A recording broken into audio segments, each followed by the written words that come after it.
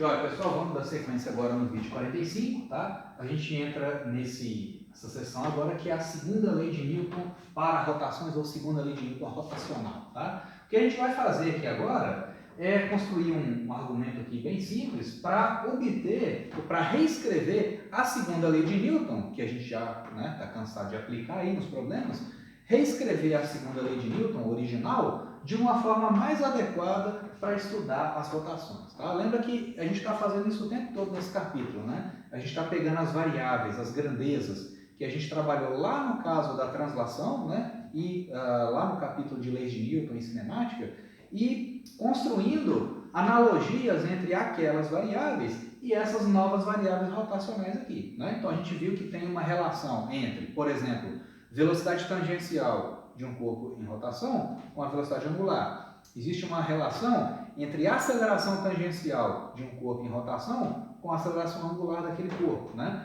Existe uma analogia entre massa e momento de inércia, entre força e torque. Né? Então o que a gente vai fazer aqui agora é usar essas grandezas e reescrever a segunda lei de uma forma mais adequada para estudar as rotações. Não significa que a segunda lei, na forma original, ela não se aplique no caso de rotações. Claro que se aplica perfeitamente bem. Na verdade, a gente vai partir dela para obter o que a gente quer. Né? Mas só que a segunda lei, na forma original, ela não é tão útil, ela não simplifica o estudo de rotações. Então, a gente vai reescrever de uma forma mais adequada. Tá?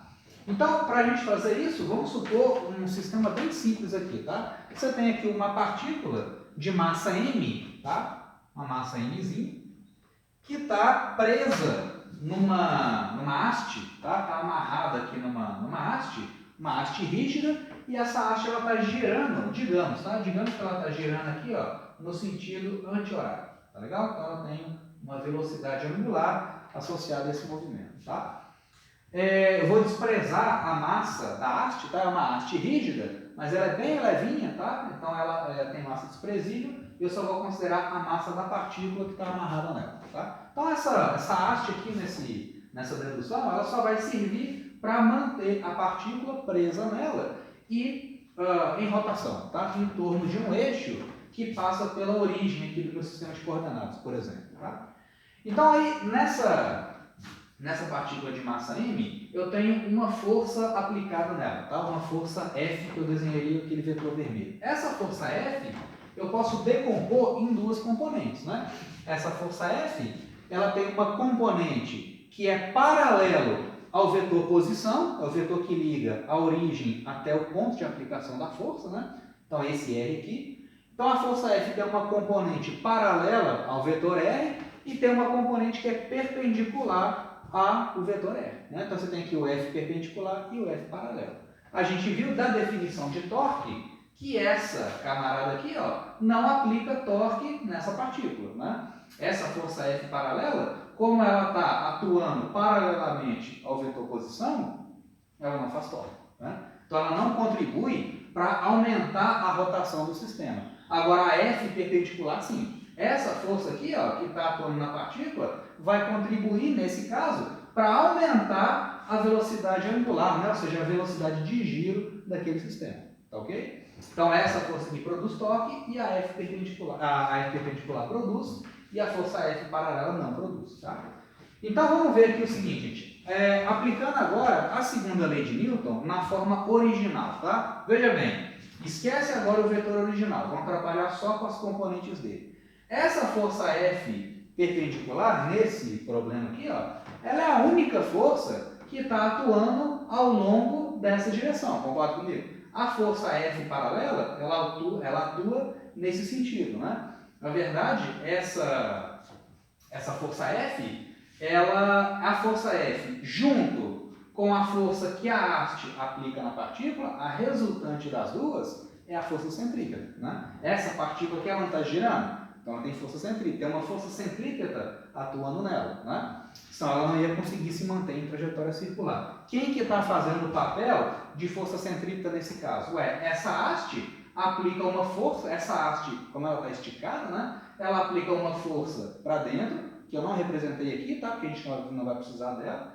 Então você tem uma força de tensão que a haste aplica nessa massa, E você tem a componente F paralela, é a componente nessa direção da força F original. A resultante dessa tensão aplicada pela barra e a força F paralela, a resultante das duas, é a força centrípeta. Tá? Mas a força centrípeta, ela não produz torque. Né? Nem a F paralela e nem a tensão aplicada pela barra vão produzir torque. A única que vai produzir torque é essa aqui. Por isso que eu vou esquentar a cabeça só com ela. Tá?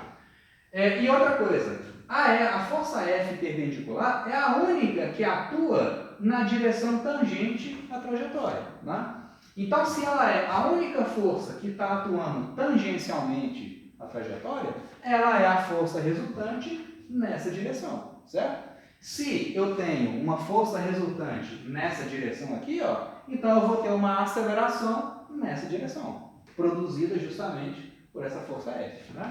Então, o que é a força resultante na direção tangente ao círculo? É justamente o meu F perpendicular. É a componente perpendicular da força original F. Né? Então, se ela é a força resultante, ela é igual a massa vezes a aceleração tangencial desse camarada. Olha só, gente, essa partícula aqui, ó, devido a essa força que a pessoa está fazendo, essa partícula não está girando cada vez mais rápido, né? A pessoa está puxando a haste aqui, ó, então essa haste está girando cada vez mais rápido.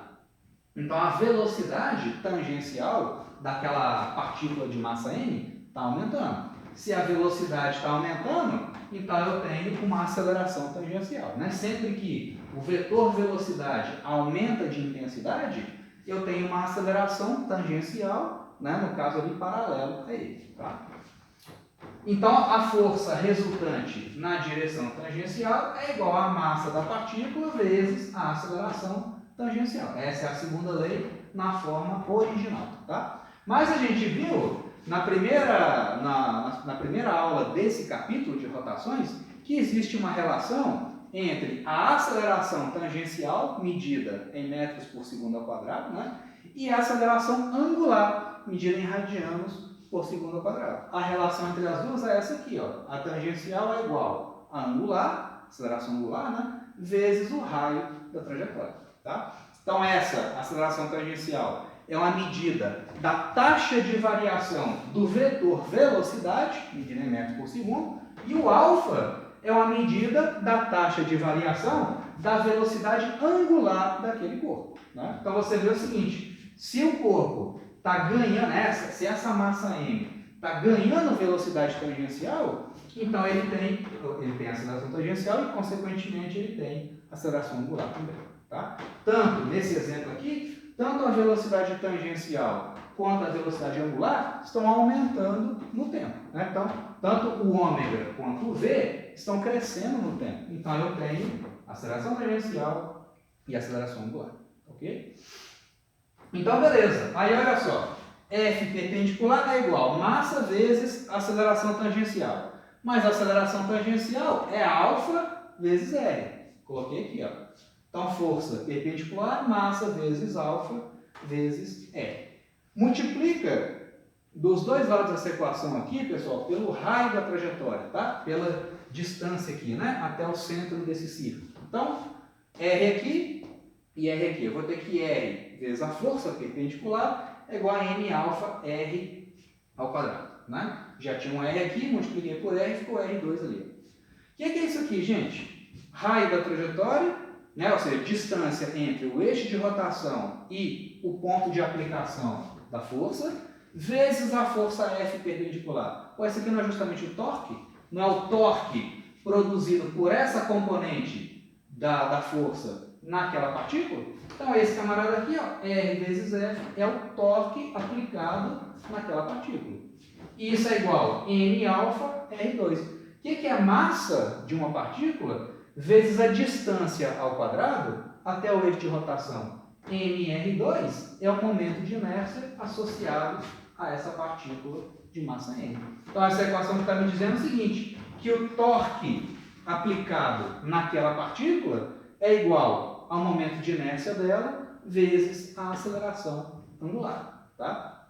Você vê que isso aqui já está tomando uma cara de segunda lei de Newton da rotação, porque olha só, o análogo da força é o torque. O análogo da massa, no caso da rotação, é o momento de inércia. O análogo da aceleração tangencial para a rotação é a aceleração angular. Né? Então, para cada variável da translação, eu tenho uma variável análoga, né? Uma variável semelhante, só que mais adequada para estudar a rotação. Né? O análogo de F é torque, o da massa, momento de inércia, o análogo da aceleração tangencial, aceleração angular. Né? Aí, se eu tiver, agora, aqui, esse raciocínio todo foi feito para uma única partícula. E se eu tiver um corpo rígido, né, não apenas uma única partícula, se eu tiver um corpo rígido girando em torno desse centro ali, né, girando em torno de um eixo que passa por aqui, e se eu tiver vários torques aplicados naquele corpo, é só eu estender essa equação para várias partículas daquele corpo, né? Então o torque vai virar o torque total, né? E aqui, ao invés de eu ter o momento de inércia de uma única partícula, eu vou ter o momento de inércia do corpo como um todo. Né? Então, o que é a segunda lei de Newton? Escrita na forma rotacional. O torque resultante, né? Ou seja, a soma de todos os torques que atuam naquele corpo, é igual ao momento de inércia total daquele corpo vezes a aceleração angular. Né?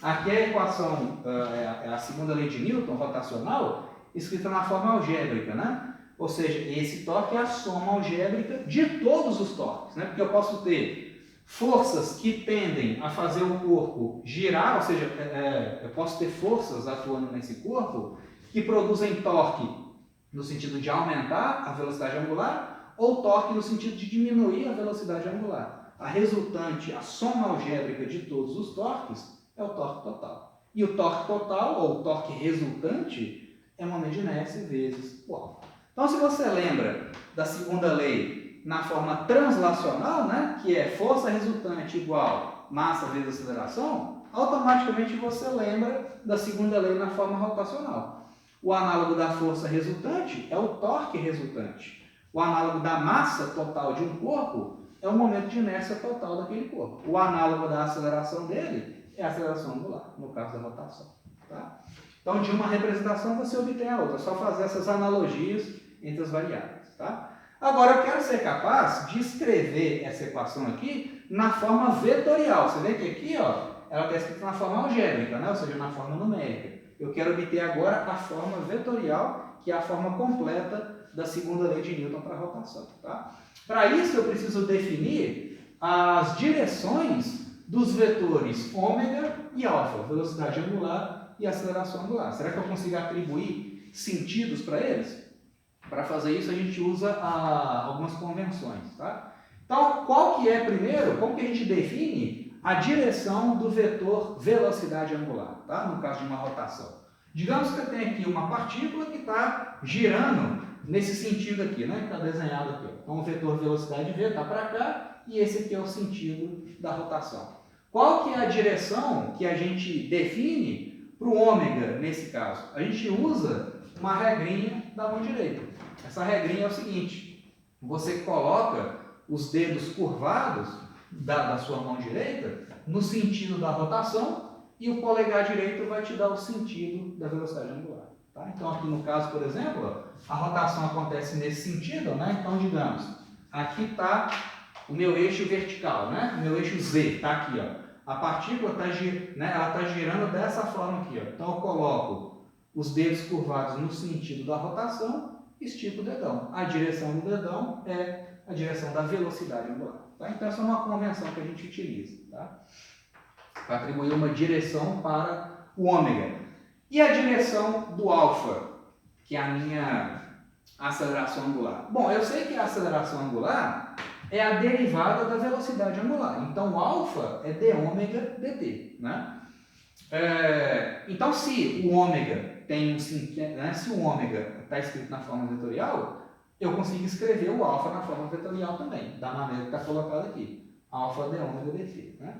Então, dessa equação, a gente vê o seguinte: se a velocidade angular está aumentando no tempo, então se o ômega está crescendo, sempre que uma velocidade aumenta de intensidade, a aceleração associada a ela aponta na mesma direção. Então, por exemplo, aqui, né? Se você tem, nesse caso, O ômega está apontando para cima. Aí você vem aqui, dá um peteleco nessa partícula e faz ela girar mais rápido. Então essa velocidade angular vai crescer. Significa que a aceleração angular aponta no mesmo sentido do ômega. Né? É parecido com o caso lá da cinemática, lá da translação. Sempre que a velocidade de um corpo aumenta, a aceleração aponta no mesmo sentido dela. Tá? Então é exatamente o que eu tenho aqui. Se o ômega está para cima e ele é crescente, se ele está crescendo no tempo, o alfa aponta na mesma direção. Né?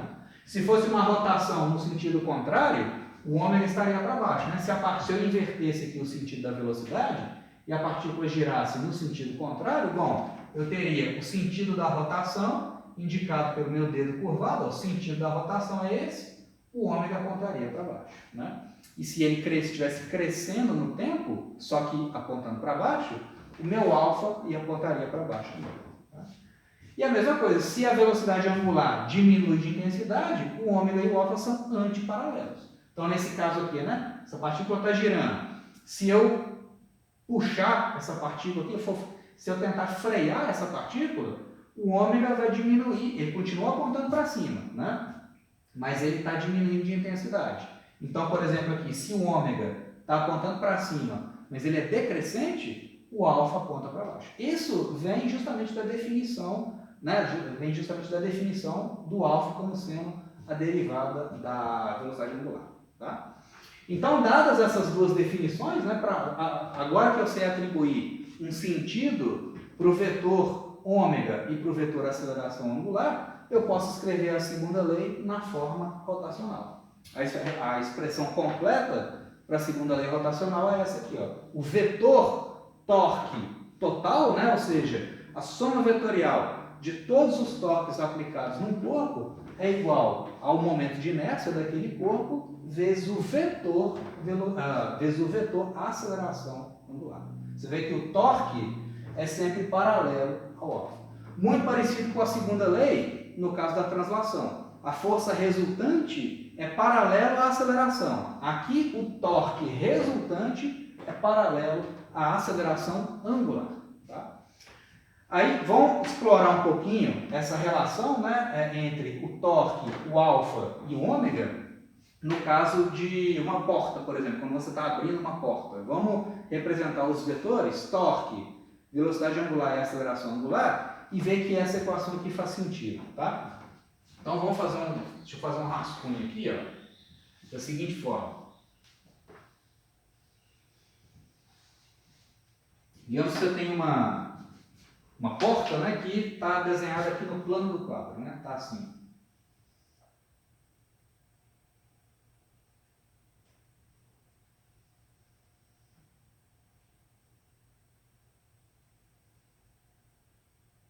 Né? Aqui tem as dobradiças da porta, ok? Então aqui você tem o eixo de rotação, tá? Aqui está a maçaneta da porta,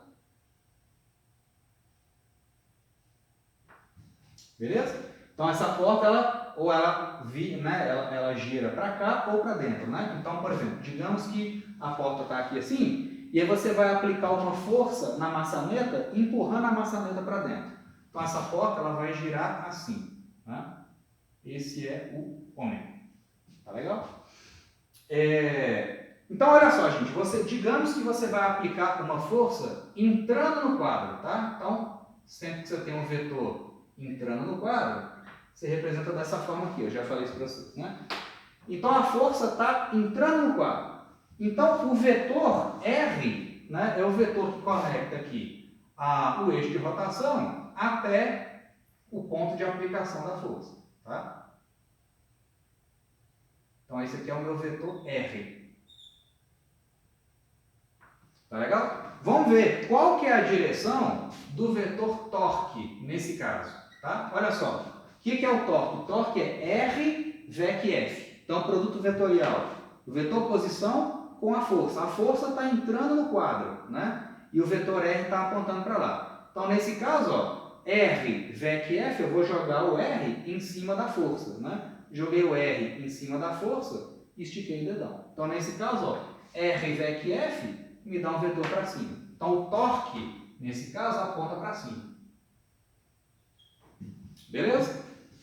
Para onde que aponta o vetor velocidade angular, né? Aqui essa representação é só do sentido da rotação, né? Agora eu quero achar o sentido do vetor velocidade angular. Ué, posiciona os dedos curvados no sentido da rotação e estica o dedão. Ó, meu eixo de rotação é vertical aqui, ó. Então e a porta está se movimentando lá para dentro, né? Que eu estou aplicando uma força assim. Então, os dedos curvados apontam no sentido de rotação da porta e o ômega aponta para cima. Então, nesse caso, o ômega vai apontar para cima também, né? Então, o ômega aponta para lá.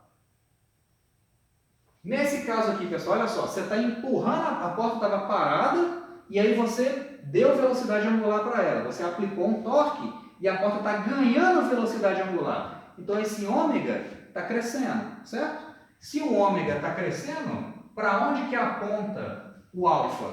Ué, quando o ômega aponta numa direção e ele está crescendo, o alfa aponta no mesmo sentido, né? Então, o alfa aponta para cima também. Ou seja, de fato, o torque é paralelo ao alfa, que é justamente o que eu tenho aqui, né? O torque resultante é paralelo ao alfa. O torque aponta num sentido, então o alfa aponta no mesmo sentido, né? Vamos fazer a situação inversa agora, né? Vamos supor que você vai, ao invés de empurrar a porta para dentro, você vai puxar a porta para fora, tá? Então você vai pegar a maçaneta e vai puxar ela, tá? Então agora você vai fazer uma força F que está saindo do quadro. Então ela está saindo do quadro, né? Então vamos ver como é que fica isso aqui. Vamos começar pelo torque. Aí agora eu inverto aqui o sentido da rotação, né? Agora a rotação, ela é assim, ó.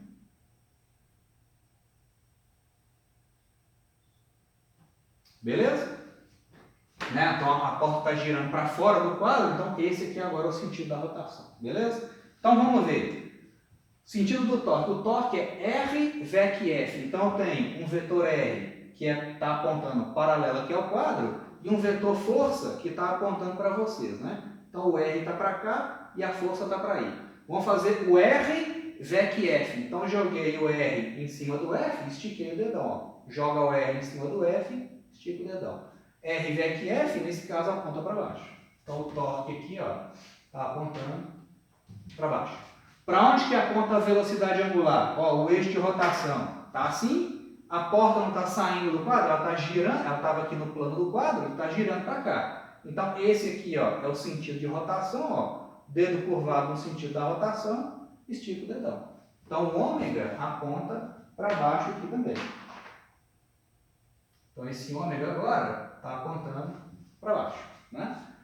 Você está puxando, a porta estava paradinha, aí você puxou ela, a porta ganhou a velocidade angular, certo? À medida que você vai puxando ela está girando cada vez mais rápido. Então a velocidade angular, ela aponta para baixo e está crescendo de intensidade. Então, se o ômega está para cá e crescendo de intensidade, o alfa aponta na mesma direção dele, sempre, né? Se a velocidade cresce, o alfa aponta no sentido dele, né? Então, você vê que de fato o torque é paralelo ao alfa, como tem que ser. O torque resultante é sempre paralelo à aceleração angular. Ok? Isso em qualquer situação. Então, se você tem um corpo girando em torno de um eixo de rotação fixo, a relação entre torque e aceleração angular é dada pela segunda lei de Newton rotacional. Tá legal? Torque é igual a I vezes alfa na forma vetorial. Beleza? Então, beleza, gente. Aí eu vou encerrar o vídeo 45 aqui e no próximo a gente já faz alguns exemplos aplicando aquela equação.